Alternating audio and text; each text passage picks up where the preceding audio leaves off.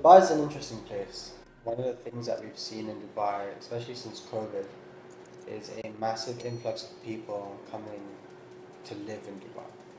I think that Dubai in the past had this expectation of people wanting to move here purely for investment. Because if you compare Dubai from London, New York, Hong Kong, most places in America, we're still very cheap. The fact that you're getting sand, sun, beach, private living, one of the best things about Dubai is we can wear a nice watch, you can drive a nice car.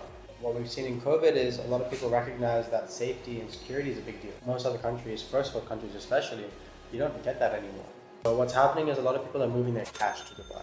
And when we see people park cash, we see people intend to not move that cash because when you're bringing in money from overseas, you pay tax on bringing it back. So the likelihood is people are putting their money in today and they're parking it. Is Dubai a good place to invest? Is it safe? Yes. If you look at the entry prices versus your yield, they're still looking at 8 to 10%. So you're still exceeding interest rates.